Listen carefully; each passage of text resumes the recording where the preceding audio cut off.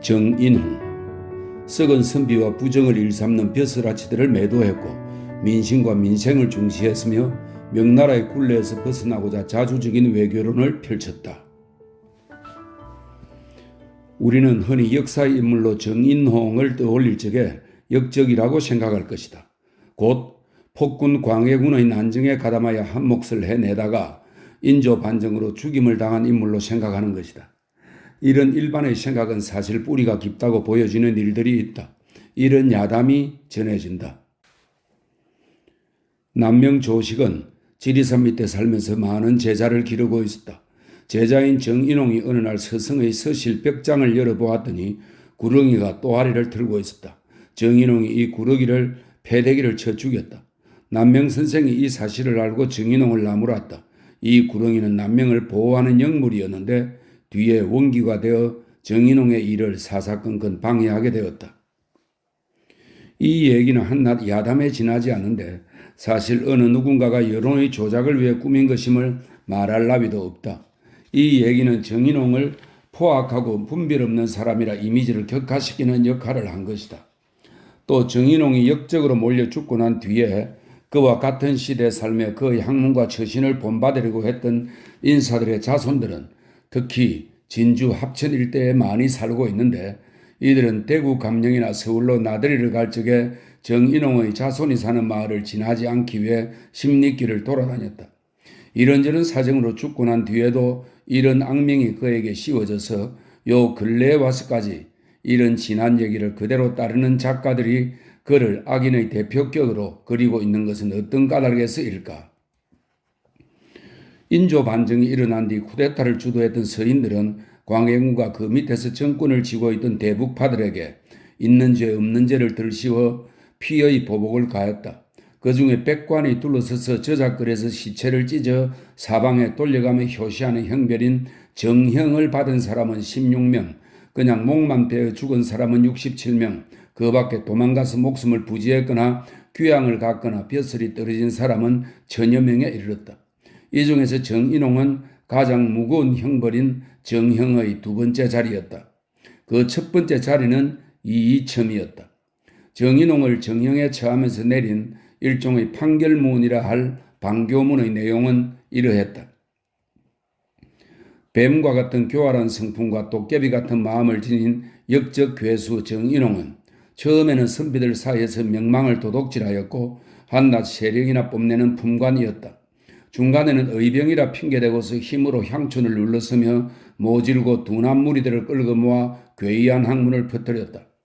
이 언적 이황이 우리나라의 큰 현인인데도 유감을 품고 상소를 올려 있는 힘을 다하여 배척하였다. 정옴 이대기는 곧은말로 죄를 입었는데도 돌을 던지며 조금도 구하지 않았다. 이에 선비들이 모두 분한 마음을 품고 제자들이 모두 떨어져 나갔다. 역적 괴수 이이첨과 안팎으로 서로 도우면서 추천을 하였고 살림의 학자라고 꾸며서 정성의 자리를 차지하였다. 어두운 임금을 형벌과 옥사를 벌이는 길로 이끌었고 저를 따르는 무리들에게 아첨을 가르쳤다. 사사로운 어머니, 이 사사로운 어머니는 선조의 후궁이고 광해군의 어머니인 공빈 김씨를 말합니다. 사사로운 어머니를 종묘에 모시자는 의논을 예조에서 여러 번 반대하여 말렸는데도 한마디로 찬성하여 상주하도록 권했다. 경년에 올라서는 먼저 풍수설을 내세워 궁궐을 짓는 일을 벌이기도 했다. 개축의 옥사 때에는 차자를 올려 영창대군을 가리켜 우리 속의 불알간 대지라고 했다. 대론, 이 대론은 임목대비를 패하자는 논의를 두고 하는 말입니다. 대론이 일어날 적에는 먼저 패하고 뒤에 중국에 알리자는 논의를 앞장서 주장하면서 지난날의 간악한 여자로 비유하기까지 하고 또 불공대천의 원수라고 말하여 임목대비를 유폐시키는 화가 그의 말에서 결정되었다. 이토록 강상이 들끌 끊어지게 하고 사람의 도리를 막히게 했으니 사람으로 악독함이 누가 이보다 더하랴. 늙어서도 죽지 않은 것은 천심이 오늘이 있기를 기다린 것이니라. 위의 말대로라면 그는 악인도 이만저만한 악인이 아니다. 또 광해군의 난정이 모두 그의 주도에 의해 이루어졌다는 말이 된다. 그러나 뒷세상에 사는 우리들은 위의 내용을 점검해 볼 의무가 있다. 정인홍은 합천 상황상 아래 남사촌에서 향반의 장남으로 태어났다. 그는 어릴 적에 살인파의 종장인 김종직의 계통이 되는 할아버지와 아버지에게서 글을 익혔으며 젊었을 적에는 한때 과거 공부를 하여 사마시에 합격하기도 했다. 그러나 벼슬의 뜻을 두지 않고 향리에서 학문에만 열중했다. 그 무렵 영남 우도의 거유인 남명 조식은 합천에서 글을 가르치다가 다시 김해에서 제자를 길렀고 이어 다시 합천에서 잠시 지내다가 지리산 및 덕산에 산천제를 짓고 본격적으로 학문에 정진했다. 그가 남명과 맺은 운명적인 만남은 어느 때인지 확실치 않다. 다만 산천제에 찾아뵙고 학문의 요체를 들은 기록이 나타날 뿐이다. 남명은 1561년 명종 16년에 지리산 밑에 터를 잡았는데 이때 정인홍의 나이 26이었다. 정인홍은 남명에게 벼슬길에 나아가는 것과 향리에서 학문에 정진하는 것에 대한 옳은 의리를 글로 물었다. 이에 남명은 이런 회답을 보냈다. 이것이 어느 때이고 어떤 자리인데 허위의 무리가 여기에서 겉모양은 그럴듯하게 꾸미고 뻔뻔하게도 현자의 지위를 함부로 차지하고 마치 종장인 것처럼 했어야 옳겠는가? 당신은 명종이 나이가 어려서 어머니 문정왕후가 섭정을 하였고 척족 윤씨일파가 바로하고 있었다. 이런 조정에서 남명에게 벼슬을 내리자 남명은 조정에 나아가 명종에게 성년이 되었으니 친정할 것을 권고하였고 문정왕후를 아내자로 표현하면서 여자가 정치하는 것을 막으라고 하였다. 그리고 곧바로 벼슬에 나아가지 않고 귀향했던 것인데 당시 조정에는 이은적, 이황이 벼슬 자리에 있었다. 이런 사정 아래에서 위의 답서가 정인홍에게 보내진 것이다. 그 후 정인홍은 철저하게 남명의 행동 철학을 따랐다. 남명의 아래에는 김우홍, 정구, 최영경 등 제제다사들이 있었다. 남명은 실천을 중시하여 늘 방울을 차고 다니며 그 소리를 듣고 자기 마음을 깨우쳤고 또 칼을 머리맡에 두고 의리의 결단을 다짐했었다. 남명이 죽을 적에 방울은 김우홍에게, 칼은 정인홍에게 주었다. 이 칼이라는 상징물은 앞으로 정인홍의 인생 행로에 있어 크게 시사되는 바가 있는 것이다. 1573년 남명이 죽은 이듬해에 정인홍은 탁행의 선비로 조정에 청거되었다.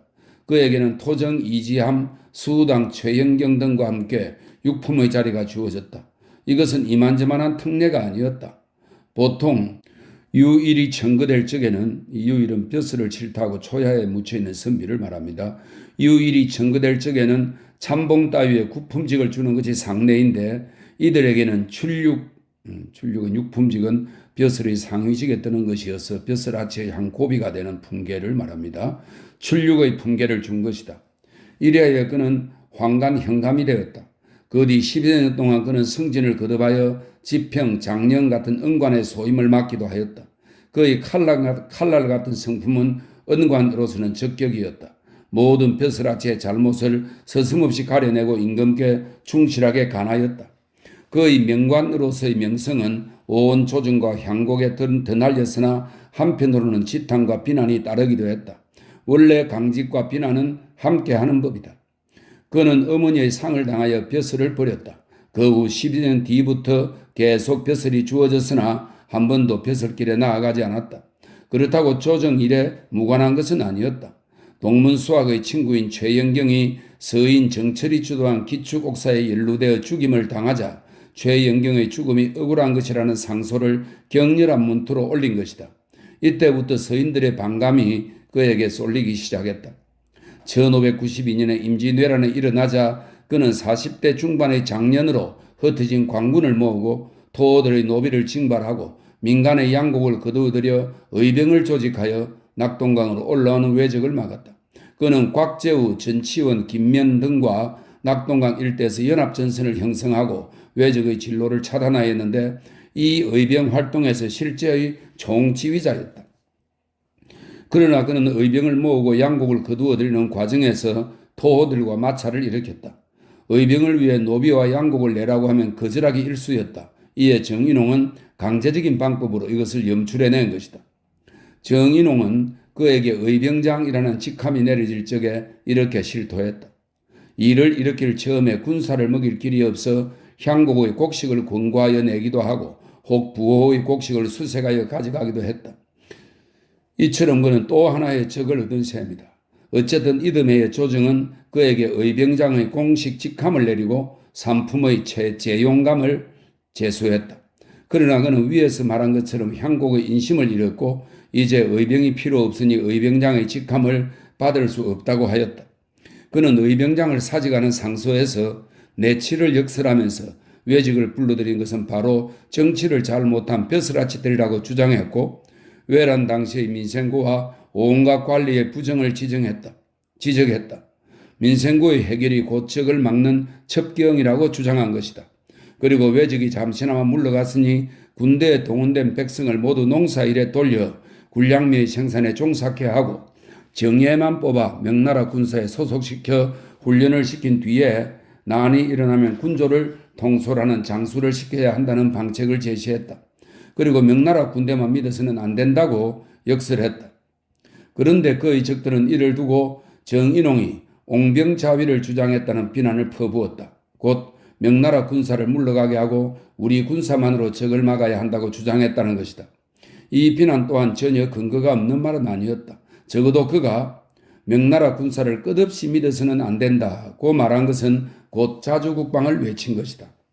그는 조정에서 여러 차례 벼슬을 올려주면서 불렀으나 결코 나아가지 않았고 1602년에는 선조가 그에게 대사원의 직책을 내려 조정의 기강을 바로잡으려 했으나 그는 잠시 임금을 만나 시무를 논하고 사직서를 올리고는 물러나왔다. 그 사직서의 조정에 붕당이 도사리고 있어서 벼슬할 수 없다는 말이 또 붕당을 꾸미고 있던 자들의 비난거리가 되었다. 1604년에 서성의 문집인 남명집을 간행했는데 이 문집의 내용에 퇴계와 회제에 관계되는 글이 있었다. 서로 인품을 논하거나 오해를 일으킨 주변의 얘기를 정인홍이 변명하여 쓴 글이 수록되어 있었다. 이에 성균관 유생들이 향교와 서운의 통문을 돌려 정인홍을 규탄하고 나선 것이다. 이에 서로 논란을 벌였는데 여기에서 정인홍은 또 회제, 태교의 문인과의 사이에 메꿀 수 없는 감정을 지니게 되었다. 1607년 선조는 병이 깊어 왕위를 세자에게 물려줄 뜻을 대신들에게 알렸다.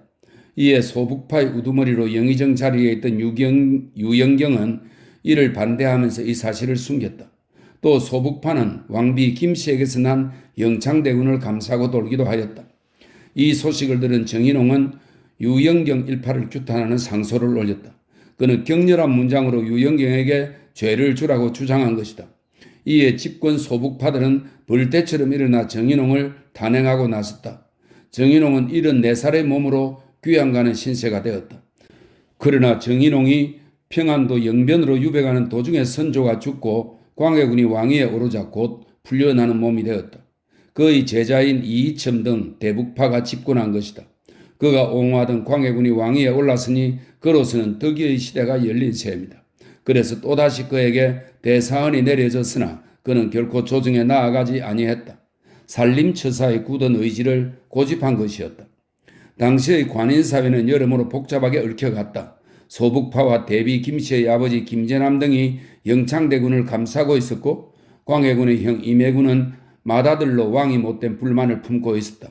게다가 서인과 남인, 소북과 대북의 당쟁 세력들이 호시탐탐 서로를 견제하고 있었다. 이때 임해군의 역옥이 일어나 조정은 서로 용서를 해 주어야 한다고 하기도 하고 형제간이라도 벌은 주어야 한다고 하기도 하면서 시끄럽게 싸웠다. 정인홍은 이에 왕권에 도전하는 세력은 형제간이라도 용서해서는 안 된다는 주장을 내세웠다. 왕권이 안정되어야 바른 정치를 기하할 수 있다고 주장한 것이다. 또 이 왕권을 위해서는 붕당도 타파되어야 한다고 역설하여 당쟁의 이기를 맞이하여 세력투쟁이 극렬하게 벌어지던 시대에 당쟁의 타파를 외치기도 했다. 이런 와중에서 오현의 문묘 종사가 단행되었다. 곧 본받을 만한 사표로 김굉필, 정여창, 조광조, 이은적, 이황을 문묘에 배양한 것이다. 그런데 이들은 모두 영남 살인파의 계열이었다. 이에 정인홍은 이은적, 이황의 배양 문제를 들고 나와 상소를 올렸다.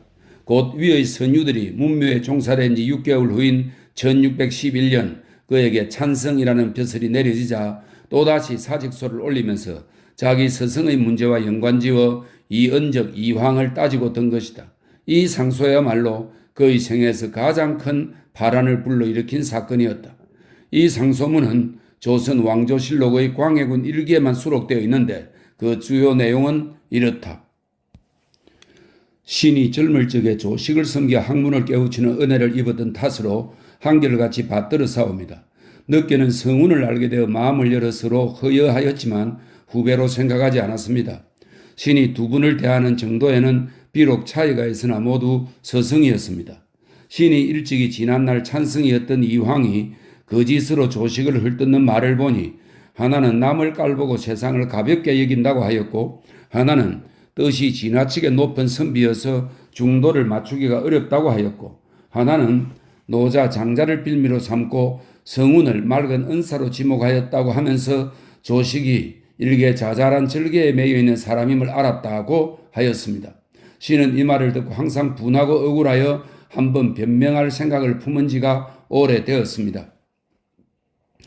조식과 성운은 같이 한 세상에 나서 뜻도 같고 도도 같으면서 태산과 같은 높은 산의 정기와 잘 불린 금이나 아름다운 옥의 자질을 지니고서 독실한 학문의 공을 더하였습니다. 둘은 어려서는 서로 격려하고 일러주는 친구의 사이로 커서는 세상을 살아가는 방식이 옛사람의 똑바른 규모에 부끄러움이 없어서 모두 사표로 할 만하옵니다. 그들을 일러 성문의 고답이요 성세의 일민이라 할 만합니다. 한 세대의 사람만이 보고 느끼는 사이에 솟구쳐 감동할 뿐만 아니라 100세 아래에도 듣는 자들이 흥기할 것이니 구구한 문자나 배운 학자들은 따라갈 수가 없을 것이옵니다. 이황과 두 사람은 같은 왕국에서 났고 또 한 길을 걸었으나 평생 서로 만난 적이 없었고 또 한 자리에 앉아 서로 친구 사이로 학문을 닦고 수양에 힘쓰는 어울림이 없었는데도 한결같이 거짓으로 헐뜯기를 이토록 하였던 것입니다. 이황은 과거로 벼슬길에 나와서는 진퇴가 분명하지 못하면서 우물쭈물 세상을 엿보는 것으로 중심을 삼았습니다. 조식과 성운은 어려서 과거 공부를 폐하고 살림에 꼭 들어앉아 도를 지키기에 흔들림이 없었으며 여러 번 벼슬 자리에 나오라고 불러도 응하지 않았습니다. 이 점을 이황이 갑자기 괴이한 행실과 노장의 도라고 한 것은 유달리 주역에서 말한 왕후를 섬기지 않고 자기의 일을 고상히 한다고 한 것과 이 말을 두고 공자가 그 뜻은 법칙이 됨직하다고 한 것을 모르는 것이겠습니다. 이들 고상을 보고서 이 고상은 주역에 나오는 말로 벼슬에 초연해서 꿋꿋이 자기 할 일만 하는 사람을 말합니다. 이들 고상을 보고서 스스로 중용이라고 생각하면서도 도리어 이단이라고 배척하니 장차 천하만고가 어둡기만 하고 뜻을 지키며 사는 사람들이 없어져서 다시는 안자와 같이 시세를 보아 맞는 행동을 하는 사람이 없어질 듯합니다. 또 벼슬길에 나갈 줄만 알고 물러갈 줄은 모르는 이 슬픈 중용이 세상에 넘칠 듯합니다. 이황의 중용은 성현의 뜻에 어긋남을 환히 알 수 있습니다. 조식과 성운은 비돈, 이 비돈은 완전히 은둔 생활을 하는 사람을 가리킵니다. 조식과 성운은 비돈이라고 하지만 지난 왕조에는 부름을 받고 조정에 나와 다스리는 도리를 임금께 펴 보였고 여러 번 상소를 올려 치안, 시무를 알뜰히 아뢰었는데 이것이 어찌 괴벽한 은둔의 도리이며 괴이한 행실이겠습니까? 그때 나이 70이었으니 어찌 또 벼슬길에 나올 시기를 잡았다고 생각했겠습니까? 설명이 있습니다. 조식과 성운은 명종으로부터 벼슬이 여러 번 내려지자 조정에 나와 정치의 요체를 아뢰고 물러갔다. 관의 수레를 뿌리고 산으로 돌아가 미련 없이 죽었는데 이것이 과연 중용에 벗어나고 괴이한 짓을 한 것이옵니까? 또 세상을 가볍게 여기는 노장의 학이겠습니까? 신은 삶과 의욕에서 볼진데 이언적 이황이 을사 정민연간, 이것은 문정왕후가 수렴청정할 때를 말합니다.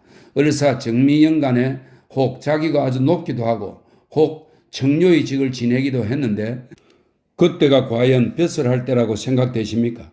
이것은 굳이 따질 것도 못 됩니다. 만년에 와서는 당연 인퇴하여 여러 번 불러도 오지 않았는데 이 또한 지나치게 높고 세상을 가볍게 보는 일일 텐데 어찌 조식, 성운과 같은 것으로 치지 않습니까? 대저 고상으로 과중이 된다고 한 것은, 이 과중은 중용에 있지 않고 치우쳐 있는 걸 말합니다. 과중이 된다고 하는 것은 예측에 없었던 일이요, 이황의 말에 꼭두각시처럼 따라 일세를 우롱하면서 자기들 이외에는 아무도 사람이 없는 것처럼 행동하니 그 병통됨을 누구나 알 수 있는 것입니다. 불조차 화응하여 혀를 놀리는 자들이 너무나 많습니다. 조식 성운이 무예를 입는 것이 아니라 그 무예는 옛 성은에 미치고 또 후학을 속이고 사도를 해칠 것이니 이것은 작은 염려가 아니옵니다. 신이 어쩔 수 없이 변명하였습니다. 모든 언어와 문자에 나타난 것이 이런 것이었습니다. 신의 국왕 견해가 이러하였으므로 일찍이 조식 성운이 무예를 입는 것을 변호하기 위해 이런 일까지 거론하여 뒷사람의 의혹을 풀려고 했습니다. 그런데 도리어 시베들이 분격하여 무리를 지어 꾸짖어 대하는 것이 팔도에까지 미치어서 신으로 하여금 나라 안에서 살 수 없게 만들었습니다. 이제 비만기의 먹이, 이 비만기는 광해군이 정인홍의 변명에 대한 유생들의 시비를 덮어두라고 변호한 분부 기록입니다. 이제 비만기의 먹이 아직 마르지 않았는데 유생들이 상소를 하고 대신들이 의논을 하고 전하께서 듣고 계십니다. 문묘의 배양은 선율을 가장 높이는 일인데 두 사람을 배양하자고 서로 기세를 올려서 벼슬아치와 유생들이 시끄럽게 떠들어대고 있습니다. 전하가 옳다고 하는 것은 옳은 일이요, 전하가 그러다고 하는 것은 그런 것입니다. 조식과 성운이 무예를 입는 것이 더욱 심해지고 보잘것없는 신을 배척하는 것이 지난날보다도 더욱 심할 것입니다. 성인이 도학의 뜻을 논한 것은 후학의 생각을 열어주려고 하는 것입니다. 위와 같이 아래인 것은 분명하기가 하늘의 해와 같고 쉽기가 손바닥 보는 것과 같습니다. 지금 사람들이 성인의 밝은 교훈은 믿지 않고 이왕의 한마디 말을 믿어서 험을 가린 채 완전한 구슬이라고 우겨대는 풍조가 만연합니다. 백세의 뒤에 누가 이왕의 험을 알고 조식 성운이 노장의 무리가 아님을 알겠습니까? 그러므로 신이 입에 화살을 달고 마음대로 찌끄려 성인의 말을 높일 생각으로 도마 위에 칼을 피하지 않는 것입니다. 신이 노장의 무리입니다. 지금 한 세상의 진퇴가 정해졌고 조정의 조함과 싫어함도 결판났고 전하께서 숭상하는 바도 또한 알만합니다. 이런 속에 신이 무슨 면목으로 벼슬결에 나와 스스로 다른 무리의 시기를 불러일으키겠사옵니까? 이 차자의 내용에 대해 사관의 평은 이러하였다. 두 사람의 남긴 글이 모두 남아있어 그 논리를 보면 이황 조식의 흠을 알 수 있을 것이다. 조식의 학문은 의리를 강론하는 것을 크게 끓이었는데 이것은 주자가 육상산을 공격한 까닭이다. 경을 논하여 마음과 호흡을 서로 의지하는 것으로 요체를 삼았는데 이 또한 도학의 수련법에서 나온 것이요, 우리 육아에 이런 공부의 길이 있었던 것은 아니다. 그 밖에 향촌에 살면서 폐단을 끼친 일과 임금에게 아랫말이 불손한 것은 모두 남을 미워하고 정직이 지나친 데서 나온 것이지 달리 유자의 기상은 없었다. 하물며 그 문사가 괴벽하고 유의한 것은 결코 도리에 맞거나 달통한 말이 아니다.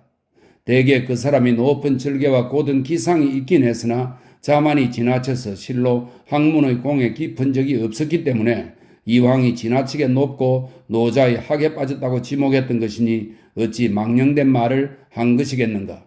벼슬하지 않은 한 가지는 장점이 된다고 하겠다. 이황이 애초에 이것으로 흠을 잡은 것은 아니었다.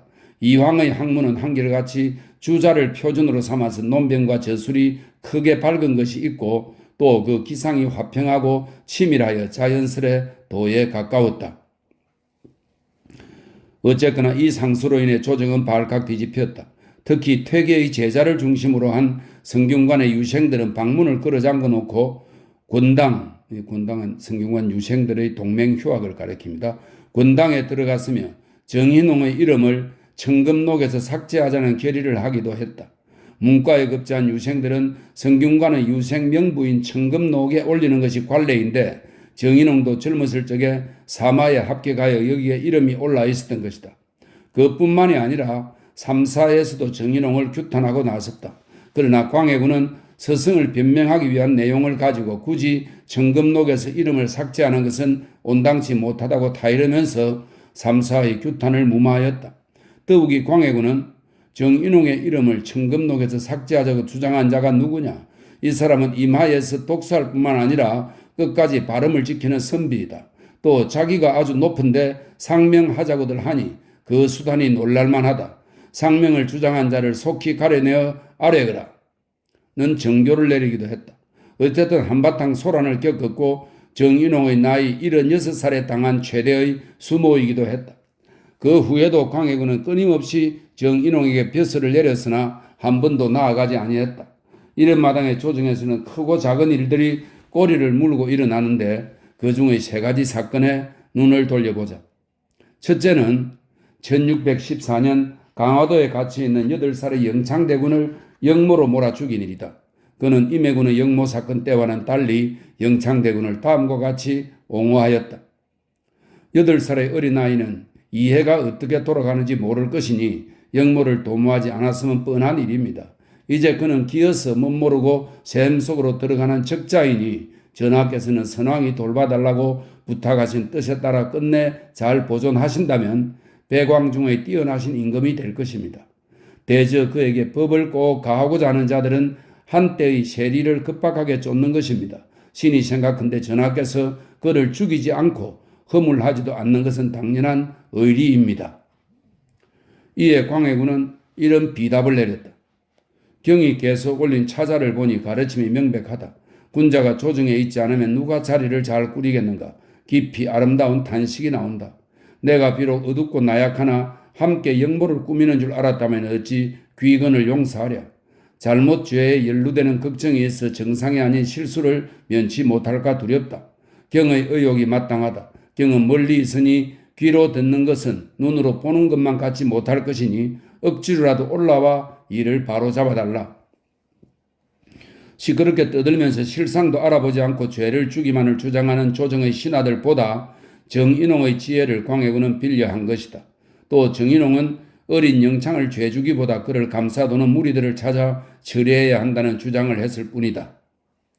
둘째는 1618년에 임목대비의 폐모론이 일어났을 적에 그가 보인 태도이다. 그는 결코 폐모론에 가담한 일이 없으며 다만 임목대비가 그의 아버지와 아들이 죽임을 당하고 난 뒤 불손한 말들을 했음을 인정한 정도였다. 그리고 모자간의 의리를 내세워 폐모는 옳지 않고 다만 유폐를 시키는 일은 말릴 수 없다고 하였다. 그는 1617년에 한양에 올라와 이를 논의하는 것을 의정부에 보내 군신, 백관은 함께 못하는 의리가 있지만 모자의 사이는 결코 바꾸지 못하는 명분이 있다고 하면서 결코 이 일을 버려서는 안 된다고 하였다. 또 폐모론의 주동자인 이이첨에게도 글을 보내 적극 만류하였다. 그리하여 임목대비는 폐모를 면하고 경희궁에 유폐당하는 것으로 그쳤다. 어쨌든 광해군의 처지로 보면 이 임목대비에 대한 조처가 가장 큰 실수였다고 할 것이다. 다른 조처들은 왕권 강화의 과정에서 실제로 흔히 있을 수 있는 일이었기 때문이다. 임목대비가 경희궁에 유폐된 뒤 정인홍은 죽을 때까지 6대 동안 서울에 올라오지 아니했다. 그러나 그를 향한 광해군의 신임은 가시지 않아 영의적인 최고직을 주었다. 그는 물론 이 직책을 한 번도 누려본 적이 없었으며 사직서를 3번 올린 뒤에는 상소도 결코 하지 아니했다. 이를 두고 그를 산림정성이라 불렀던 것이요. 이는 500년 왕조에서 처음 있는 일이기도 했다. 셋째는 1618년에 명나라 후금 정벌에 나서면서 우리나라에 원병을 요청하였을 적에 그가 취한 태도이다. 당시 명나라는 만주에서 위세를 떨치며 명나라에 맞서는 후금을 정벌기 위해 정병 1만의 원군을 우리나라에 요청했다. 이때 조정은 명나라의 은희를 내세우는 사대파로 꽉 차 있었다. 정인홍은 채찰사를 국경지대에 파견하여 정세를 살펴 임기응변해야 한다는 의견을 내세웠다. 그는 이렇게 말하였다고 한다. 비변사에서 아뢰기를 삼가 영의정의 수위의 뜻을 보니 매우 정대합니다. 그 중에서도 먼저 채찰사를 보내자는 내용은 더욱 절실합니다.